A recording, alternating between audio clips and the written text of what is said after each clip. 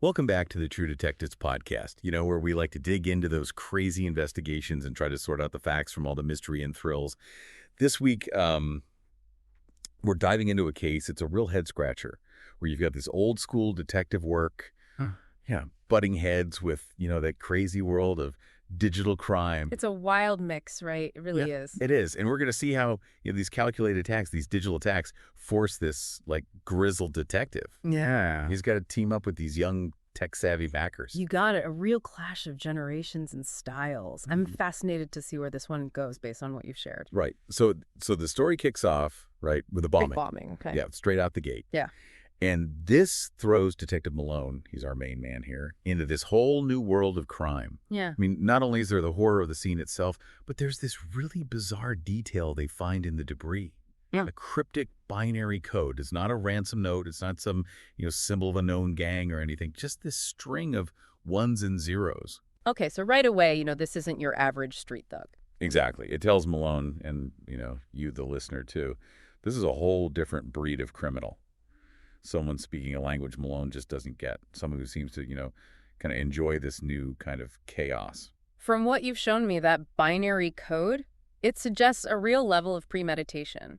It's like they're sending a message, leaving a puzzle. It's not just destruction. Right. It's a statement. Like, they want to be understood. Yeah. On their terms, though, right? Yeah. You got to picture Malone, a guy whose instincts are, sharp as a tack, honed from years on the streets, relying on tangible evidence, right? Fingerprints, witnesses.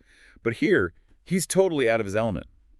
And then enter Jake, the young cybercrime expert, probably seen by Malone, as you know. This smug kid from cybercrimes. Yeah, I can see that happening. The old guard versus the new. Totally. And Jake and his team, they're not looking at fingerprints or talking to witnesses like Malone. They're viewing the crime scene through code, through network architecture. It's a clash of worlds. Malone with his worn notebook and gut feelings versus Jake with his laptops and algorithms. That's a great image and really gets at the challenge traditional law enforcement faces with these kinds of digital threats, right? You need that experience like Malone's, understanding human behavior, criminal intent. But it's not enough when the crime itself transcends the physical world. And the bomber, well, he doesn't just stop there. The attacks escalate. And get this, the next target is a server farm. Basically, the central nervous system of the city's digital infrastructure. Wow, going for the heart of things. Right. And the riddle, it's not just left behind this time. It's embedded in malware. This isn't just some virus to cause damage. It's this really sophisticated piece of code that hides a coded message. It's like, imagine hiding a clue inside a digital Trojan horse.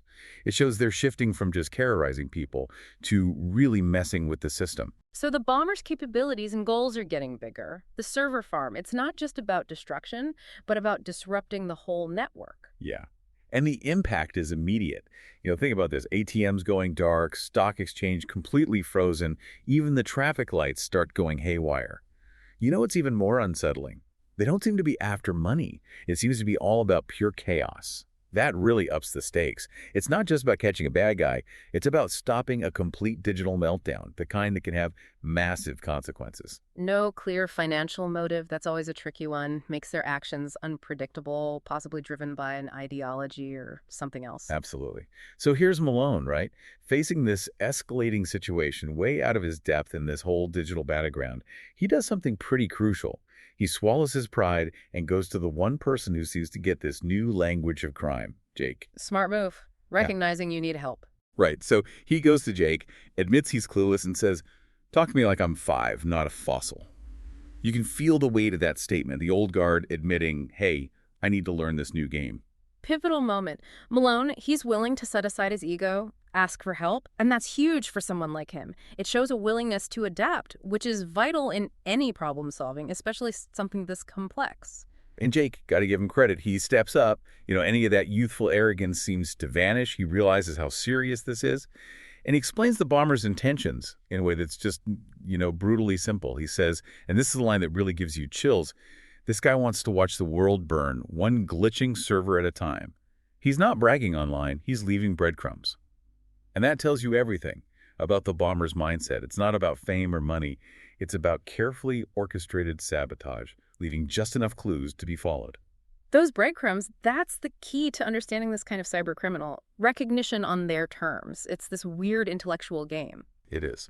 And those breadcrumbs, those digital clues, they actually lead Malone and Jake somewhere real. An office building, totally ordinary looking. Malone's got the SWAT team ready, right? Expecting a classic standoff. Burst in, guns blazing, face to face with the bad guy. They breach the office, adrenaline pumping, and it's empty. No bomber, just this stark room. But then they see it. Large screen displaying a countdown timer. Talk about suspense. It's like the threat is invisible, but everywhere. The countdown just ramps up that tension. You don't know what's coming, but you know it's coming fast. That's when Jake figures it out. The targets, the countdown, it all clicks. Yeah. The bomber has upped their game big time. This isn't about messing with a few systems. The target, he realizes, and it's horrifying, is the entire power grid, the whole city. And his words, they just echo the fear in that room. We can't stop it. He wants us to watch. Just the thought of a city going dark, the chaos, it's terrifying. That escalation to the power grid, that's a whole new level of potential damage. Not just disrupting things, but potentially causing huge harm. Jake's feeling of helplessness, it shows how vulnerable our infrastructure really is to these kinds of attacks. And in the middle of all of this, we see a little bit of Malone's personal life. He thinks about his wife, how this case has turned their lives upside down. It's a small detail, but it brings it all home. This isn't just some abstract idea. It's real people, real lives that are at stake. It humanizes it, It reminds us that these cyber threats have consequences for everyday people. It's not just about technology, it's about lives. Exactly. Okay, so here they are. Countdown, ticking down, city on the brink of total blackout. It seems hopeless. And then Jake finds something completely unexpected, not some high-tech solution, not a secret code. It's an old-school fail-safe. This overlooked vulnerability in the system. Kind of ironic, right?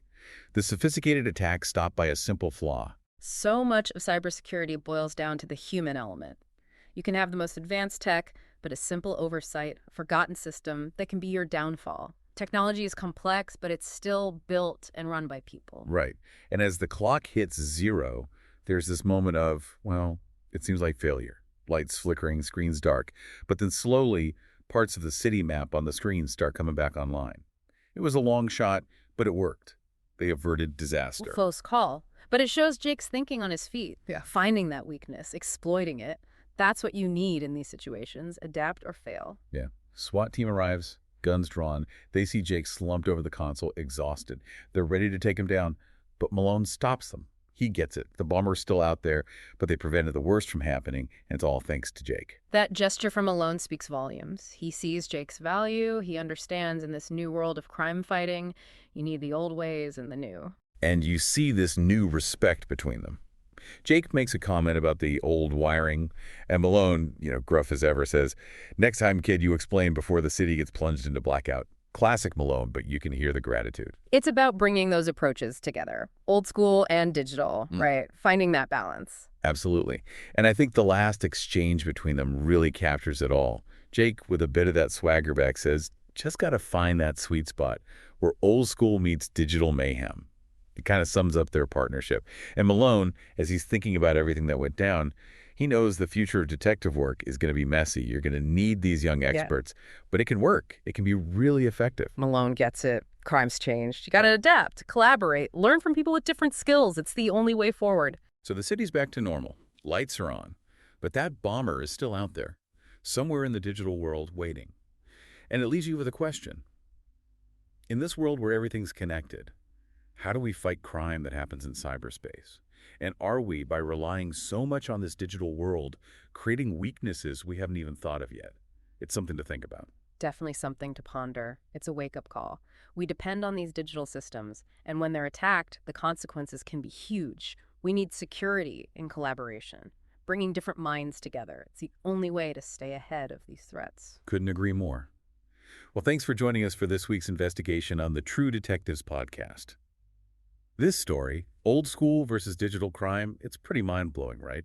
If you enjoyed this look at the future of crime fighting, make sure to rate and follow the show for more stories of detectives, strange investigations, and our search for the truth in the most unexpected places.